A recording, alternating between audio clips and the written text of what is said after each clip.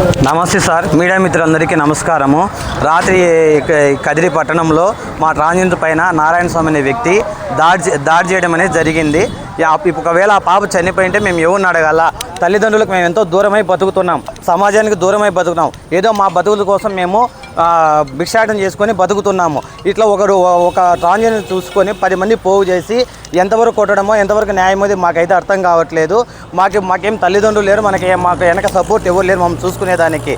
మమ్మల్ని కులాల పేర్లతో చెప్పి మేము పలానా కులము మీది ఏమవుతుంది, మిమ్మల్ని కొడితే ఎవరు అని చెప్పి మాట్లాడుతున్నారు మమ్మల్ని. ఇది ఎంతవరకు న్యాయం సార్? ఒకవేళ చనిపోయింటే మా ట్రాన్స్జెండర్ మేము ఎవరిని అడగాలి? మా ట్రాన్స్జెండర్ చనిపోయింటే మేము ఎవరిని అడగాలి? అంటే వాళ్ళలో ఉన్నటువంటి ఆలోచన ఏంది అంటే మమ్మల్ని సారి కొజ్జా అని చెప్పి మమ్మల్ని హేళంగా మాట్లాడము. ఆ విధంగా ఎందుకు మాట్లాడితే మమ్మల్ని కొట్టడానికి, మిమ్మల్ని చంపితే మీకు ఎవరు వస్తారని చెప్తున్నారు. ఆ విధంగా తలకాయ పగలు కొట్టి ఆ విధంగా రక్తగాయాలు చేస్తే మేము ఎవరికి చెప్పుకోవాలి సార్? మా పరిస్థితి అర్థం చేసుకోండి. మా బతుకులు మేము బతుకుతున్నాం, ఎవరిని కూడా మేము సమాజంలో ఇబ్బంది పెట్టడం లేదు. మా బతుకులు మేము బతుకుతున్నాము.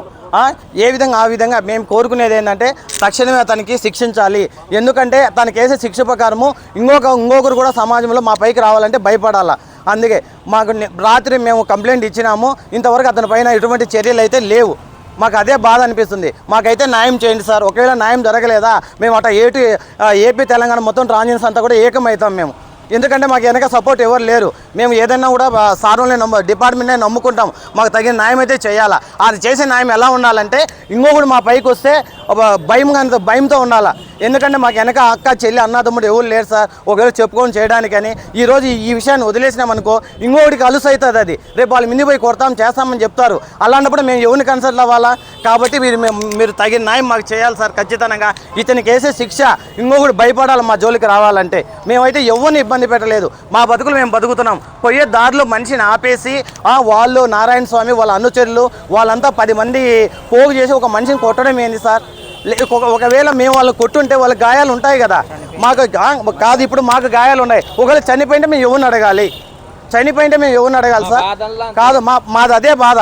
అంటే మాకు సమాజానికి ఎట్లా వీళ్ళకి కూడా అలుసు అయిపోయినామా? మేమేమన్నా వీళ్ళు కొడితే తిరితే ఎవరు అడిగేవాళ్ళు లేరని మాకైతే తక్షణమే న్యాయం చేయాలి. అతన్ని అరెస్ట్ చేయాలి సార్. అటెంప్ట్ టు మర్డర్ కూడా కేసు బుక్ చేయాలి అతని పైన. ఎందుకంటే మాకు గాయాలు చూడండి ఒకసారి.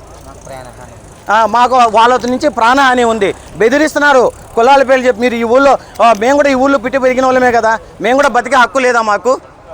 అయ్యా ఆధార ఇచ్చే 10 రూపాయలు